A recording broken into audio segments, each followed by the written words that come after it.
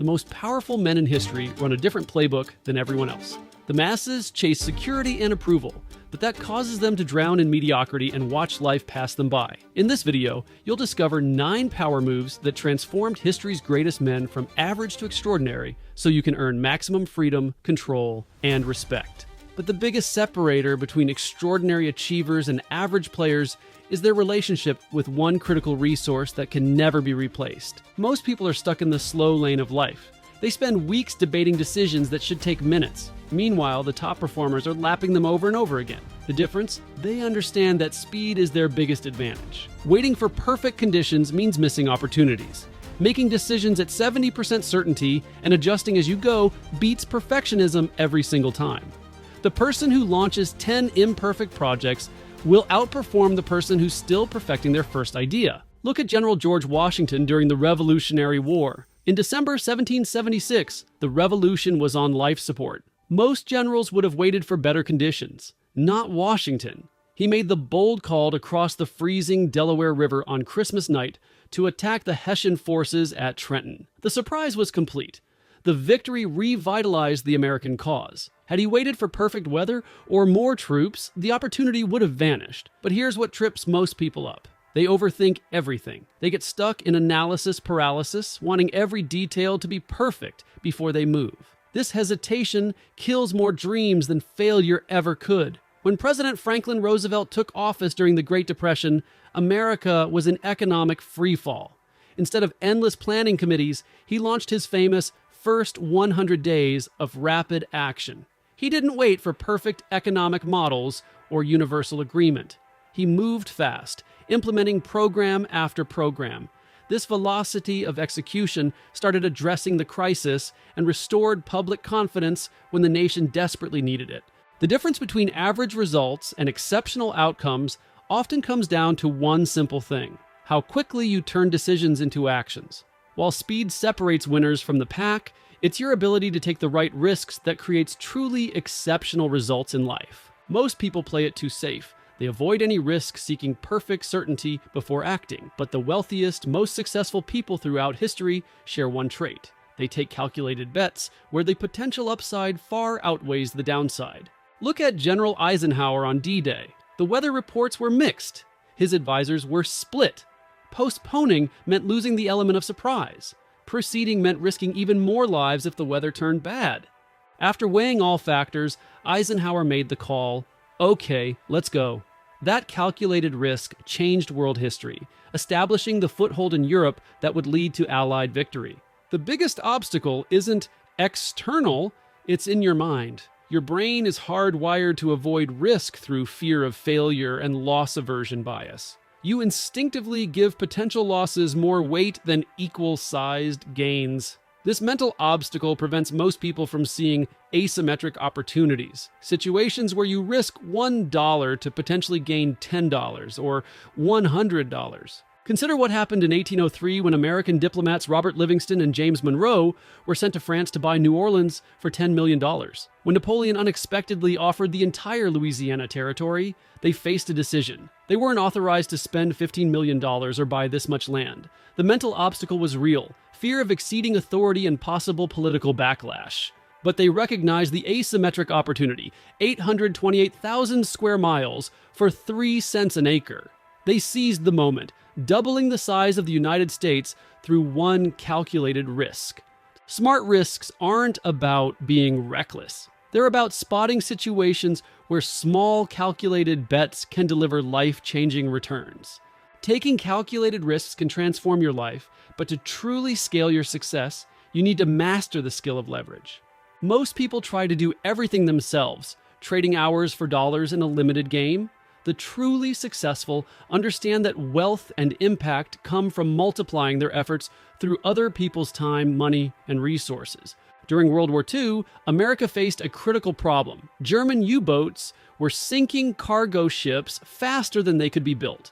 Traditional shipyards needed about 200 days to build one vessel. Enter Henry Kaiser, who revolutionized the process by leveraging systems, technology, and human resources. His innovative assembly line approach cut construction time to just about 40 days. By leveraging prefabrication and specialization, Kaiser's shipyards produced Liberty ships at an unprecedented rate, helping win the Battle of the Atlantic. But what trips most people up are the very real external obstacles: limited financial resources and the challenge of finding reliable talent. When Andrew Carnegie was building his steel empire in the late 19th century, he faced these same constraints. Instead of letting limited capital hold him back, Carnegie leveraged partnerships to access other people's money. He systematically acquired suppliers and transportation assets, creating an integrated production system that dramatically reduced costs. This smart leverage of resources allowed him to outcompete established players despite starting with less. The truth is simple: your personal effort has a ceiling. But when you leverage other people's time, money, and resources, your impact becomes virtually limitless. Leverage multiplies your impact, but your personal foundation must be strong enough to support massive success. But before we get into that, if you're sick of being average and want to unlock your full potential, subscribe to Forge Theory so you don't miss any of our future videos. Now, most people run their bodies and minds like poorly maintained cars, then wonder why they break down or underperform. They skip sleep, eat junk, and never recharge. Meanwhile, top performers treat themselves like high-performance machines, knowing that physical and mental optimization creates the foundation for everything else. Before embarking on their famous expedition in 1804, Lewis and Clark underwent intensive physical conditioning and mental preparation. Lewis studied medicine, botany, astronomy, and zoology, and both men had their bodies in shape to endure extreme conditions. They carefully planned nutrition and medical supplies when most frontier travelers relied on luck and minimal provisions. While many similar expeditions failed due to disease and exhaustion, their meticulous planning and attention to physical and mental well-being allowed them to complete their 8,000-mile journey with the loss of only one man. The good news? You can jumpstart this process with simple daily practices. A 5-minute morning breathing exercise immediately improves oxygen flow to your brain and primes your nervous system. Try this. Sit upright, inhale deeply through your nose for a count of 4. Hold for a count of 7, then exhale slowly through your mouth for a count of 8. Repeat 5 times. This quick routine can dramatically improve your mental focus and energy levels to start the day. When stress hits during the day, use a 2-minute reset technique. Step away from whatever you're doing, close your eyes, and focus solely on your breathing for 2 minutes. This brief practice activates your parasympathetic nervous system, lowering stress hormones and restoring mental clarity when you need it most. Your daily habits might seem small, but they're silently shaping your energy, focus, and capacity for success every single day. While daily habits create immediate performance boosts, the truly elite understand something more profound: balancing strategic patience with tactical urgency. Most people live reactively, chasing short-term wins while sacrificing long-term success. They bounce between urgent tasks with no overarching strategy. The top 1% think differently. They maintain long-term vision while executing with daily intensity. During the Civil War, Abraham Lincoln masterfully demonstrated this balance. While managing the day-to-day tactical urgencies of a nation at war, Lincoln never lost sight of his long-term strategic vision: preserving the Union. He carefully timed the Emancipation Proclamation, not too early when it might have alienated border states, not too late to miss its strategic and moral impact. Each tactical decision served his greater strategy. By balancing immediate battlefield needs with his enduring vision, Lincoln navigated the nation through its greatest existential threat. What prevents most people from playing this long game is social pressure.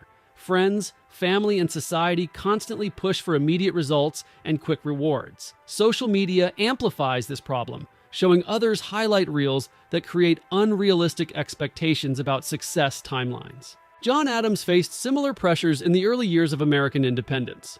As he worked to establish crucial diplomatic relations with France and England, he endured intense criticism for his cautious, methodical approach. The public and many politicians demanded immediate treaties and concessions, regardless of long-term consequences. By resisting this social pressure and maintaining his strategic vision, Adams secured vital trade agreements and avoided potentially catastrophic early conflicts. His ability to withstand criticism while playing the long game proved essential to the young nation's survival. Remember this truth: while everyone else is sprinting in random directions, the true winners are steadily advancing toward a clear destination, balancing daily action with decade-long vision. The long game requires patience, but it's your knowledge base that determines how effectively you can play it. Most people stop learning after formal education. They coast on what they already know, growing more obsolete each year. Meanwhile, top performers treat knowledge acquisition as a daily discipline, creating compound interest for their minds. Ruth Bader Ginsburg never stopped learning, even after becoming a Supreme Court justice at age 60. While most lawyers stick to what they already know, Ginsburg kept studying new areas of law throughout her career. She learned Swedish to write a book, read every legal brief herself instead of just relying on assistants, and kept up with new technology and social changes. Even in her 80s while fighting cancer, she worked harder than her much younger clerks at researching cases. This daily habit of learning new things kept her mind sharp until she died at 87, while many other lawyers who stopped learning became less effective over time. But many face significant systemic obstacles to knowledge expansion. Educational gatekeeping, institutional barriers, and algorithm-driven information bubbles can severely limit your exposure to crucial ideas and perspectives. Frederick Douglass confronted the ultimate knowledge barrier in 19th century America: laws prohibiting slaves from learning to read. Recognizing that literacy was essential to freedom, Douglass found creative pathways around these restrictions. He traded bread with poor white children in exchange for reading lessons and practiced writing by copying from discarded newspapers. By ingeniously circumventing these systemic obstacles, Douglass not only secured his intellectual freedom, but developed the knowledge that helped him become one of history's most influential writers, orators, and abolitionists. The landscape of success continuously evolves, but one truth remains constant. In a world of increasing complexity, the depth and breadth of your knowledge determines the height of your potential. Knowledge gives you the map, but execution is the vehicle that gets you to your destination. Most people are full of ideas but lacking in implementation.